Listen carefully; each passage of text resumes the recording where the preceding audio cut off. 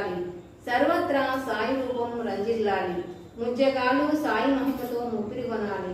సాయి పదరావులు మన హృదయ కుహరంలోని నిశ్శబ్ద నిశీతిలో ప్రతిధ్వనించాలి. ప్రణవనాద వీచికల్లా సాయి జ్ఞాన సౌరభాలు సర్వత్రా వ్యాపించాలి. ఆ సుజ్ఞాన సౌరభాల ఆస్వాదనలో మన మనసులు మత్తెక్కాలి. సాయి ప్రేమామృత దారులు అంతటా నిరంతరం వర్షించాలి. ఆ ప్రేమామృత దారులలో తడుస్తూ ఆ జ్ఞాన సౌరభాల మత్తులో ఆనందంగా నర్తిస్తూ సాయి వంటి దైవంబు లేడోయి లేడోయి అని అందరూ ఏకకంఠంతో గానం చేయాలి. అదే సద్గురు శ్రీ సాయినాథుల శరత్ బాబూజీ ఆశయం, ఆకాంక్ష. అదొక మధుర స్వప్నం. ఆ స్వప్న సాఫల్యం కోసం శ్రీ సాయినాథుని అనన్య ప్రేమతో ఆర్ద్రతతో ప్రార్థించడమే మనం చేయవలసింది. శ్రీ బాబూజీ. శ్రీ సచిదానంద సద్గురు సాయినాథ్ మహారాజ్ की जय. सद्गुरु श्री साईनाथ शरत बाबूजी की जय. सद्गुरु श्री साईनाथ शरत बाबूजी की जय.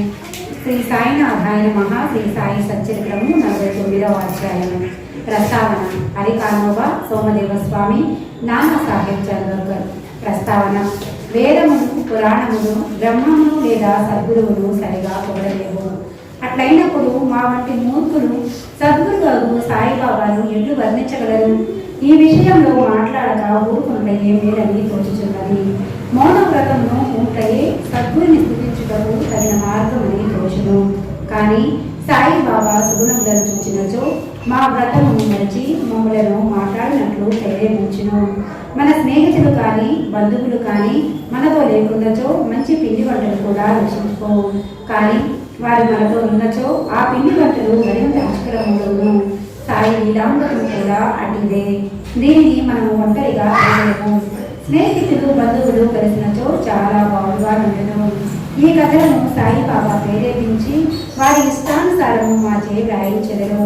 వారికి సర్వస్వ శరణాగతి అమర్చి వారి అందే ధ్యానం నిమిత్త మా కర్తవ్యము. తీర్థయాత్ర, వ్రతము, త్యాగము, దానముల కంటే తపస్సు చేయుట గొప్ప.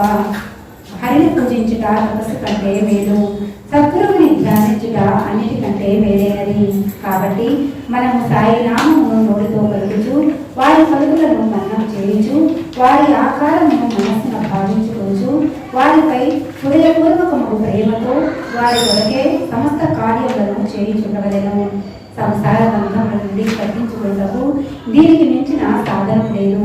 పైన వివరించబడిన ప్రకారము మన కర్తవ్యము మనం చేయగలిగినచో సాయి తప్పనిసరిగా మనకు సహాయం చేయను, తుదకు మోక్షం ఇచ్చును. ఇక ఈ అధ్యాయంలోని కథల వైపు మరలుము. హరికానోబా అను బొంబాయి పెద్ద మనుషులెవరు తన స్నేహితుల వల్ల బంధువుల వల్ల బాబా లీలలకు అనేకములు వినను, కానీ నమ్మలేదు. కారణమేమన్నా అతని సంశయ స్వభావం. బాబాను స్వయంగా పరీక్షించవాలని అతని కోరిక. కొంతమంది బొంబాయి స్నేహితులతో అతను షిరిడి వచ్చెను. అతని తలపై జలతారు బాబా ఉండెను. అతని పాదములతో కొత్త చెప్పులు ఉండెను. కొంత దూరం నుండి బాబాను చూచి బాబా వద్దకు పోయి సాష్టాంగ నమస్కారం చేయవలని అన్నాను. కొత్త చెప్పులు ఎదుట నుంచవలను అతనికి తెలియలేదు. చెప్పులు మసీదును మూడనొక పెట్టి బాబా దర్శనమునకు పోయాను. బాబాకి భక్తిపూర్వకమైన నమస్కారం చేసి ఊదిని ప్రసాదమును బాబా చేతి నుండి అందుకొని తిరిగి వచ్చాను. మూలకు పోయి చూసరికి చెప్పులు కనిపించలేదు. చెప్పుల కొరకు వెలిగాను, కానీ నిష్ప్రయోజనమయ్యాను. చాలా చికాకు పడుచు పసుపు వచ్చాను. అతను స్నానం చేసి పూజ చేసి నైవేద్యం పెట్టి భోజనమునకు కూర్చుండెను, కానీ తన చెప్పుల రుచియే చింతించుచుండెను. భోజనానంతరము చేతులు పడుకున్నకు బయటకు వచ్చాను.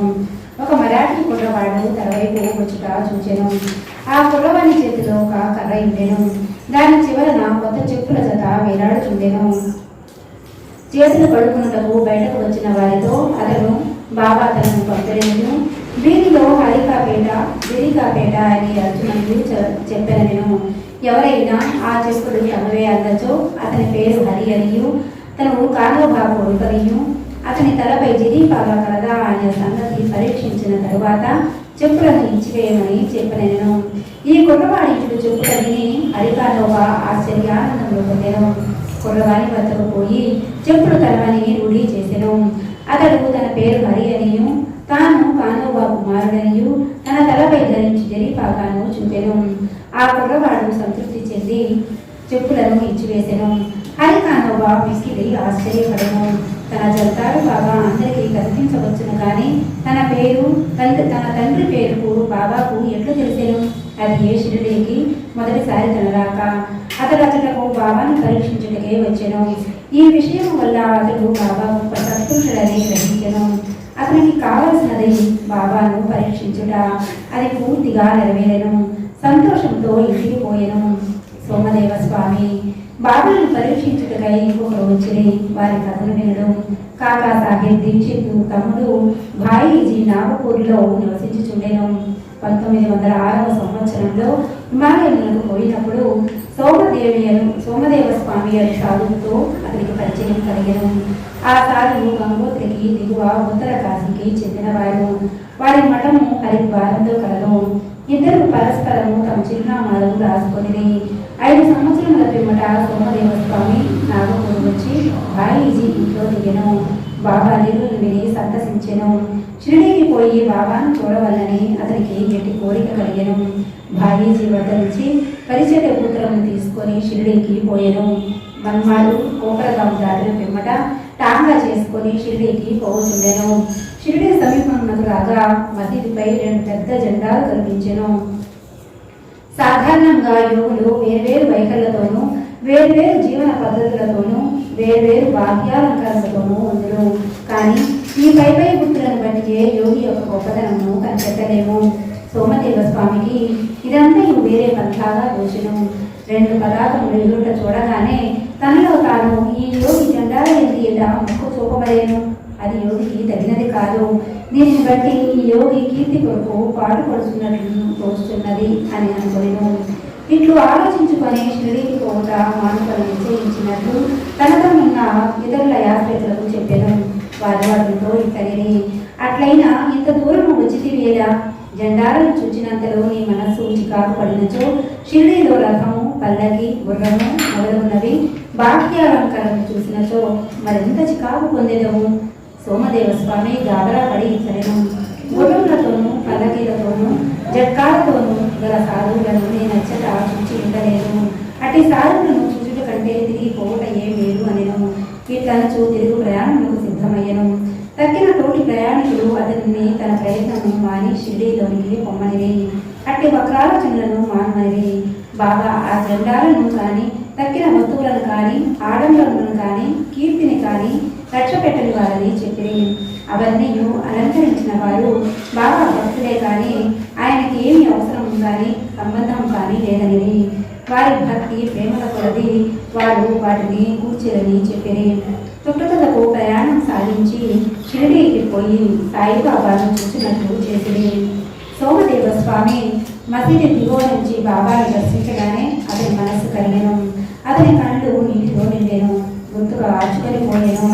అతని కుంటి ఆలోచనలన్నీ అటువంటి పోయెను. ఎచట మనస్సు శాంతించి ఆనందము పొంది ఆకర్షింపబడను. అదే మనము విశ్రాంతి పొందవలసిన స్థలము అని తన గురువు చెప్పిన దానిని వ్యక్తికి తెచ్చుకునేను. అతడు బాగా పాదగుడిలో తహతహలాడెను. బాగా దర్శనం కొరకు దగ్గరకు పోగా మా వేషము మా దగ్గరనే ఉండని. మీ ఇంటికి నీవు పొమ్ము, తిరిగి మసీదుకు రావద్దు. ఎవరైతే మసీదుపై జెండాను ఎగరవేయించున్నారో అట్టి వారి దర్శనము చేయలేదా? ఇది యోగి లక్షణమా? ఇక్కడ ఒక నిమిషం అయినా ఉండవద్దు అనెను. ఆ స్వామి మిగులు ఆశ్చర్యపడెను. బాబా తన మనస్సును గ్రహించి బయటకు ప్రకటించుతున్నారని తెలుసుకునేను. అతనంత సర్వజ్ఞుడు, తాను తెలివి తక్కువ వాడనియు బాబా మహానుభావుడనియు గ్రహించెను. బాబా అందరినీ గౌరవించుట, కొందరిని ఆశీర్వదించుట, కొందరిని ఓదార్చుట, కొందరి వైపు దాక్షిణ్యముతో చూచుట, కొందరి వైపు చూసి నవ్వుట, ఊది ప్రసాదం కొందరికి ఇచ్చుట, వీళ్ళు అందరినీ ఆనందింపజేసి సంతృప్తి పరచుట చూచి తనొక్కరిని ఏలా అంత కఠినంగా చూచుచుండెనో అతనికి తెలియకుండెను. తీవ్రంగా ఆలోచించి బాగా చేయడంతా యోజన అంతరంగం దానితో సరిగా అంతలని గ్రహించెను.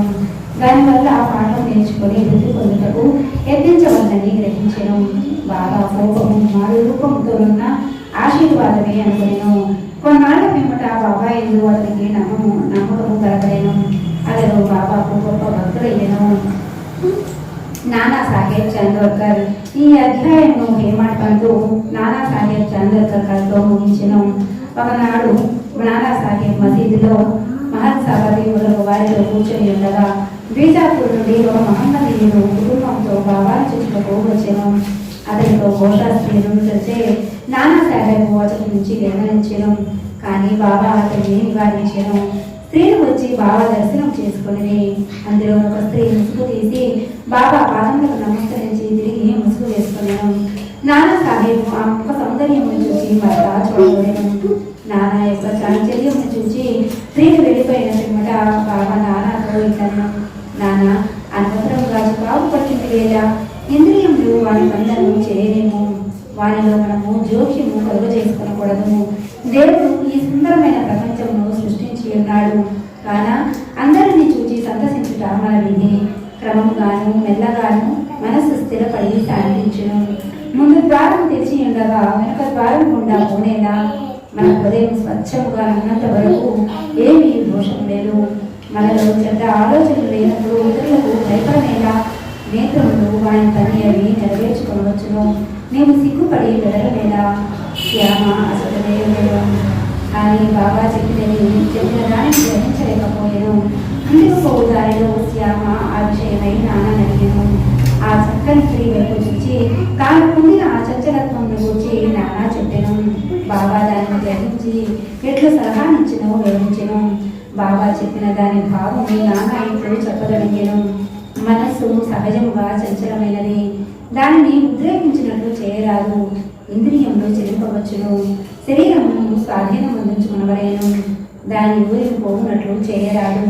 ఇంద్రియములు విషయముల వైపు పరిగెత్తును. కానీ మనము వాటి వెంట పోరాదు. మనము ఆ విషయములను కోరకూడదు. క్రమముగాను నెమ్మదిగాను సాధన చేయటం వలన చంచలత్వమును జయించవచ్చును. ఇంద్రియములకు మనము లోబడకూడదు. కానీ వాటిని మనము పూర్తిగా స్వాధీనం అందించుకునలేము. సమయానికి వాటిని అణిచి సరిగా ఉంచుకోవలసి ఉండవలేను. నేత్రములు అందమైన వాటిని చూచుట కొరకే ఇవ్వబడినవి. విషయంలో సౌందర్యము నిర్భయంగా చూడవచ్చును. భయములకు కానీ లజ్జకు కానీ అవకాశం లేదు. దురాలోచనలు మనస్సును అందించుకోరాదు.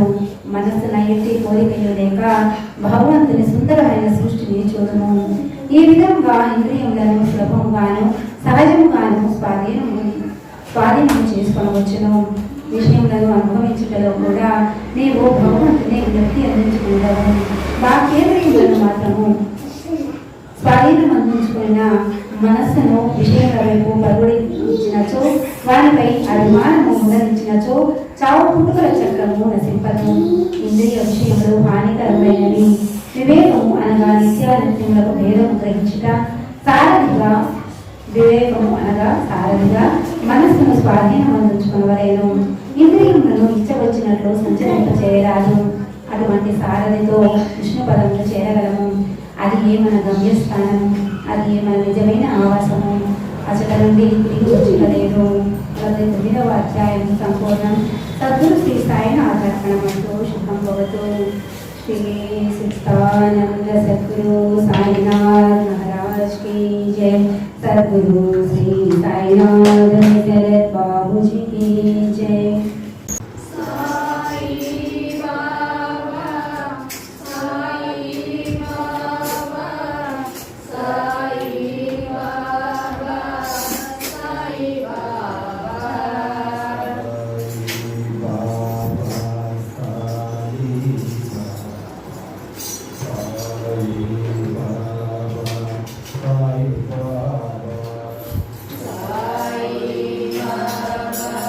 Sai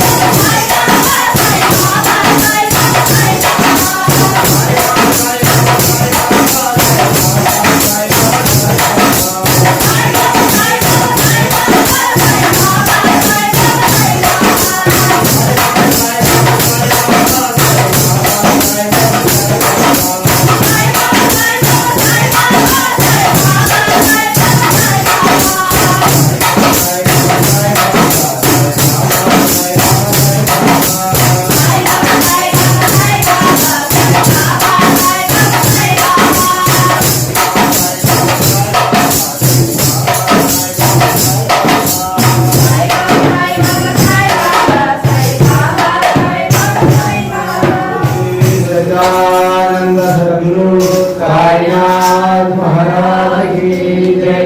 सद्गुरु श्री साईनाथ बाबू जी की जय।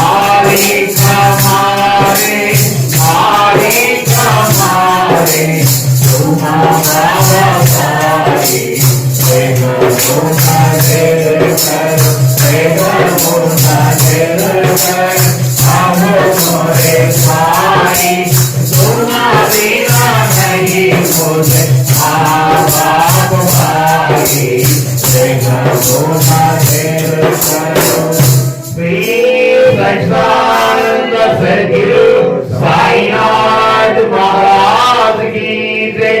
सद्गुरु श्री साईनाथ बाबू जी